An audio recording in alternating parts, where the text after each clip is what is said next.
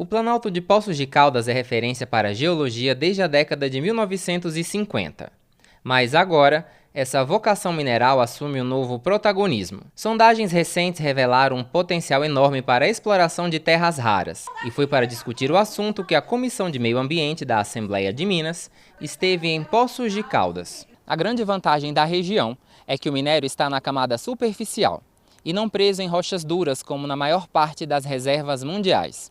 Isso torna a extração muito mais barata e sustentável. Não são necessárias grandes escavações e nem o uso de explosivos ou químicos agressivos. Fora da China, depósitos assim são difíceis de encontrar.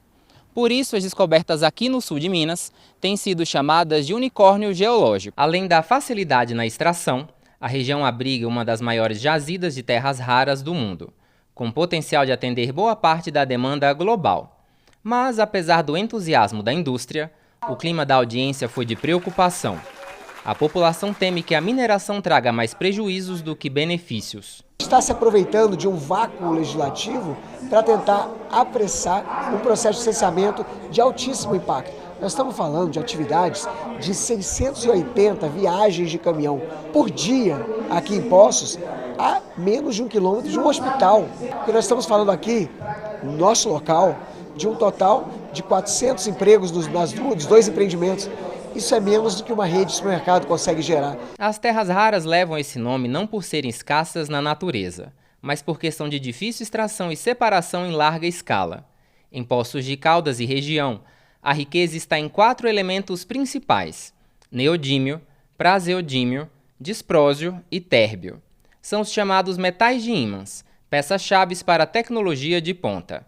Sem eles, não existe motor de carro elétrico, turbina de energia eólica, sensores de mísseis ou smartphones. Para que o Brasil tenha um papel de protagonismo nessa cadeia produtiva, os participantes da audiência defenderam mais estudos liderados por entidades públicas. Fundamental que a gente tenha essas pesquisas independentes, que a gente possa nortear o processo de mineração, para que a gente garanta que padrões de segurança e também até mesmo a questão da localização de onde serão feitas essa exploração, ela possa ocorrer em sintonia com a comunidade. Outro ponto defendido na reunião foi uma participação mais ativa do Estado.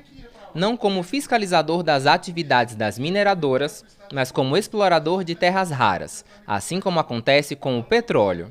Esse controle de início, meio e fim só acontece através da exploração estatal. Nós temos um parecer da Sociedade Brasileira para o Avanço da Ciência, que traz, em parceria com a Academia Brasileira de Ciências, que a gente não tem um problema científico e tecnológico. A gente já consegue extrair e refinar esses minerais aqui no Brasil, aqui no território de Minas Gerais. O que falta? Investimento e industrialização. A corrida pelos minerais já começou. Várias empresas desenvolvem projetos por aqui, mas a australiana Meteoric Resources, dona do projeto Caldeira, é a que está em estágio mais avançado. Ela e uma outra empresa, a Virides, foram convidadas para a audiência, mas não enviaram representantes. A ausência foi alvo de críticas. É esse esquema que o poder econômico tem em Minas Gerais, de achar que não precisa prestar contas ao poder legislativo e não precisa sentar numa mesa de uma audiência que eles não controlem, né? As terras raras, além de serem poucas no mundo, são raras porque você precisa fazer uma extração de muita matéria-prima para extrair uma quantidade pequena de recursos.